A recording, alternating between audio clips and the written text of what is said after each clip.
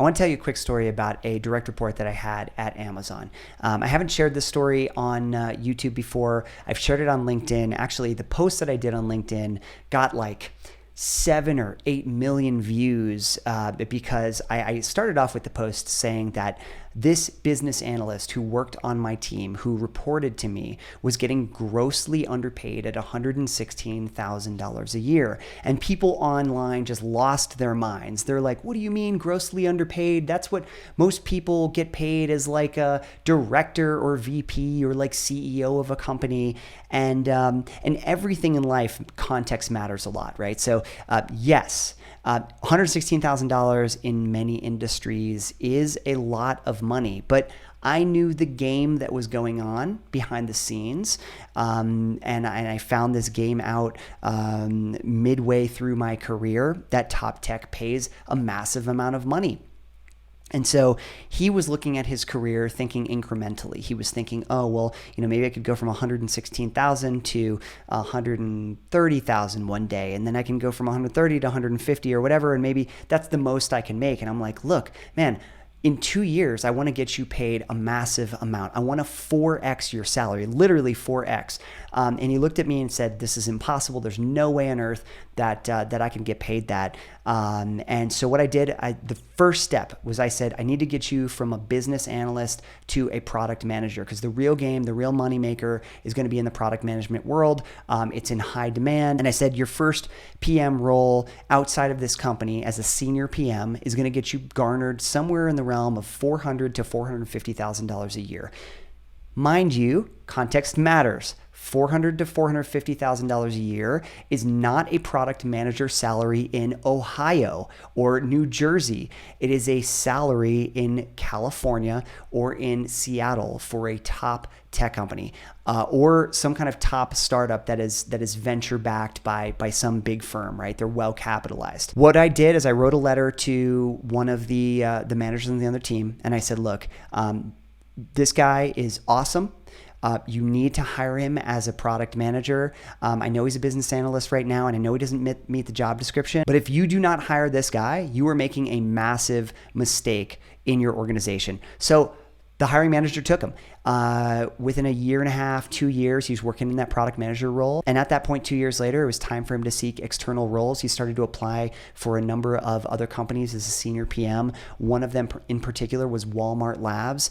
Walmart is trying to disrupt Amazon, and they're trying to hire as many people from Amazon as they can, because people at Amazon have the knowledge in the marketplace technology that Walmart and many other marketplace companies are trying to disrupt. So at the time of the recruiter call, I told them, do not say anything about your salary. You're going to come at this from the perspective of what you're currently getting paid, and you're going to take an incremental step up, but you have no idea what this company wants to pay you. And remember, they want you extremely badly. They are trying to steal as many Amazon employees away as possible so they can grow their own technology to disrupt Amazon. So keep that in mind. And he was like, okay, I won't tell him anything. Basically what he said is, I'm not prepared to talk about salary at this time. I don't know enough about the role. So after that, he did all of his rounds of interviews. They thought he was awesome. And then it came time to talk numbers.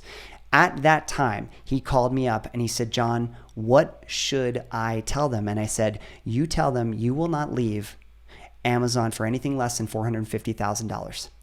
And he thought I was insane. And I said, look, man, remember what's going on. Remember the psychology of this situation, how badly they want you.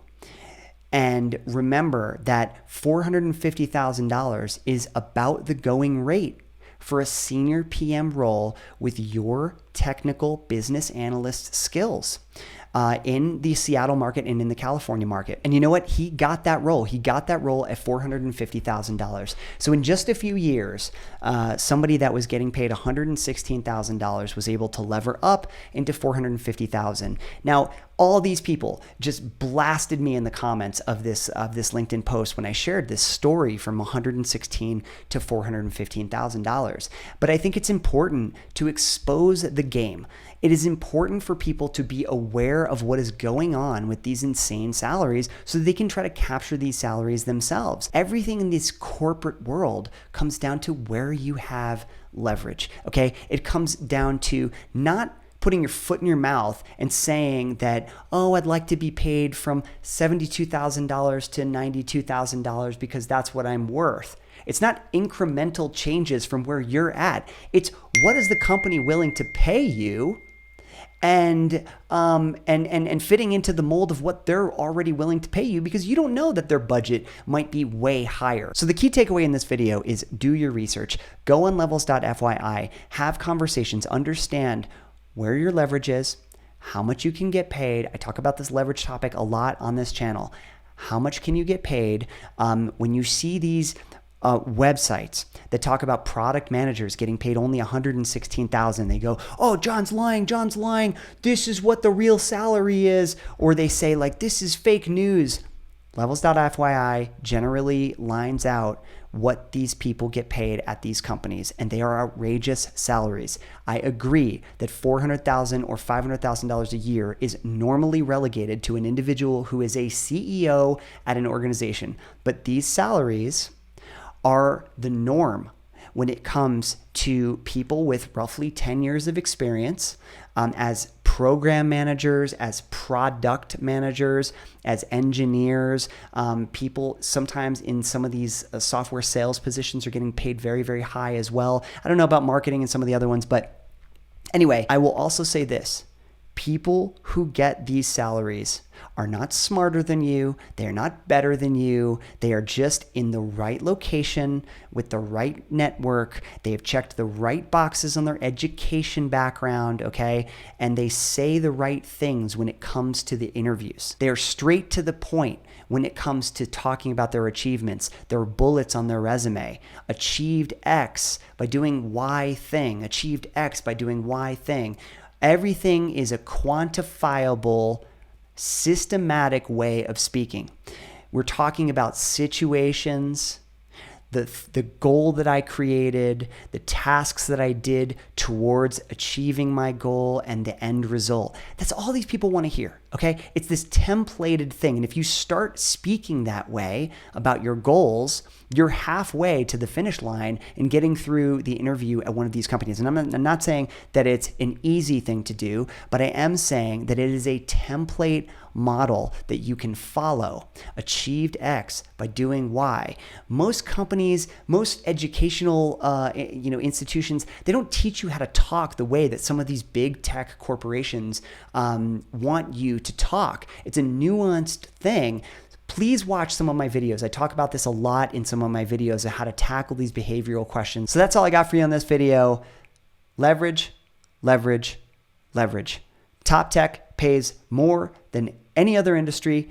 And I'm not saying that you should work there forever, because I really, frankly, don't want anyone to work in corporate forever. But I think it is a extremely good path towards financial freedom, an extremely good accelerator towards financial freedom. That's all I got. Talk to you soon.